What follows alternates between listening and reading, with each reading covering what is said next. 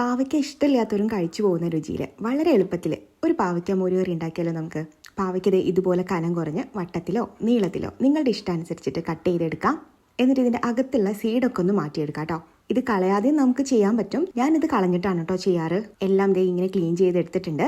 ഇനി ഒരു പാനിൽ 3 ടേബിൾ സ്പൂൺ വെളിച്ചെണ്ണ ചൂടാക്കി കറിവേപ്പില ചേർത്ത് മൂപ്പിച്ച് പാവയ്ക്ക കഷ്ണങ്ങൾ ഇതുപോലെ ഇട്ട് കൊടുക്കാം. നമുക്കിത് വഴറ്റിയെടുക്കല്ല കേട്ടോ വേണ്ടത്, ചെറുതായിട്ടൊന്ന് മൊരിച്ചെടുക്കണം. 1 ടീസ്പൂൺ ഉപ്പ് ചേർത്ത് കൊടുക്കാം. നല്ലോണം മിക്സ് ചെയ്തിട്ട് നമുക്ക് മഞ്ഞൾപ്പൊടി ചേർത്ത് കൊടുക്കാം. ഏകദേശം 1/2 ടീസ്പൂണോളം മഞ്ഞൾപ്പൊടി. എരിവിനായിട്ട് 2-3 പച്ചമുളക് അരിഞ്ഞിട്ട് കൊടുക്കാം. ഇത് ഇത്രയും ഒരു ഗോൾഡൻ ബ്രൗൺ കളർ ആവുന്ന വരെ ചെറുതായിട്ടൊന്ന് മൂപ്പിച്ചെടുക്കാം. ദേ ഇതുപോലെ മൂത്ത് വരുമ്പോഴത്തേന് നല്ല പുളിയുള്ള തൈര് ഇതിലേക്ക് ചേർത്ത് കൊടുക്കാം. ഇത് ഏകദേശം 1 കപ്പ് ഉണ്ട് കേട്ടോ, 240 ml.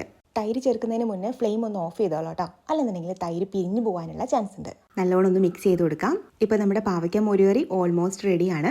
ഫൈനലി നമുക്കിതൊന്ന് താളിച്ചൊഴിക്കാം. വെളിച്ചെണ്ണ ചൂടാക്കി കടുകും വറ്റൽമുളകും കറിവേപ്പിലയും കൊച്ചുള്ളിയും കൂടി നന്നായിട്ടൊന്ന് വഴറ്റി മൂത്ത് വരുമ്പോഴത്തേന് അല്പം കാശ്മീരി മുളക് പൊടി ചേർത്ത് ഒന്ന് മിക്സ് ചെയ്ത് കൊടുക്കാം. ഒരു കളർ കിട്ടാൻ വേണ്ടിയിട്ടാണ് കേട്ടോ ഇങ്ങനെ ചെയ്യണേ. ഇനി നമുക്കിത് കറിയിലോട്ട് ഒഴിക്കാം. ചെറിയൊരു കയ്പും എരിവും നല്ല പുളിയും എല്ലാം കൂടി ചേർന്ന് വളരെ ടേസ്റ്റി ആയിട്ടുള്ളൊരു കറിയാണ് കേട്ടോ. എളുപ്പത്തിൽ ഉണ്ടാക്കുകയും ചെയ്യാം. തീർച്ചയായിട്ടും നിങ്ങൾക്ക് ഇഷ്ടമാവും.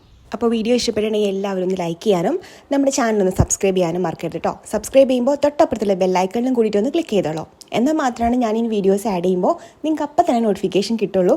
അപ്പം തന്നെ വന്നിട്ട് വീഡിയോ കാണാനും പറ്റുള്ളൂ. അപ്പം മറക്കാതെ ചെയ്തോളൂ കേട്ടോ എല്ലാവരും. അപ്പോൾ ഇനി അടുത്തൊരു വീഡിയോ ആയിട്ട് വരുമ്പോൾ കാണാം. എല്ലാവർക്കും നന്ദി, നമസ്കാരം.